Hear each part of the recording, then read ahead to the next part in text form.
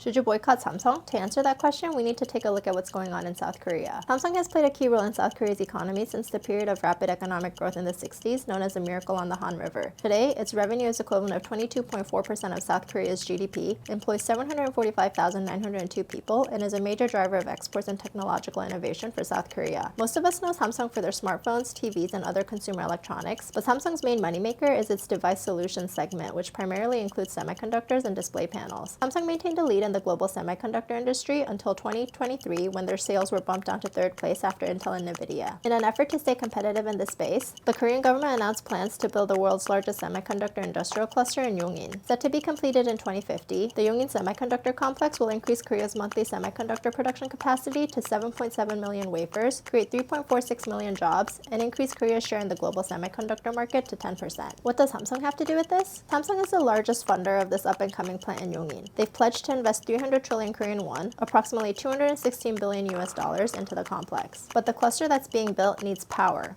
Lots of it. And it's going to be powered mostly by fossil fuels. And here's the thing. Korea has made significant climate pledges in recent years, and Samsung has also committed to net zero emissions in RE100 by 2050. Building and powering the semiconductor cluster with fossil fuels like LNG sabotages all of these commitments for a country already limited in its renewable energy capacity, and it's going to be really bad for the environment. The world and companies are in the process of transitioning to clean and sustainable energy sources. They're saying it out loud and making it a part of their branding. Apple is one of Samsung's biggest customers when it comes to semiconductors. In fact, Google, Sony, Tesla, Intel, and Nvidia also source their semiconductors from Samsung. And unless they react to these demands, Samsung's semiconductor business could lose these clients. Maybe Samsung has a secret sustainability agenda that they haven't told anyone, but as of now, it looks like they're saying one thing, but in reality doing something that's going to cause more damage for the environment and people living in that area. So should you boycott Samsung? Not necessarily, or maybe not yet. In fact, if they don't turn things around, they might be doing it to themselves.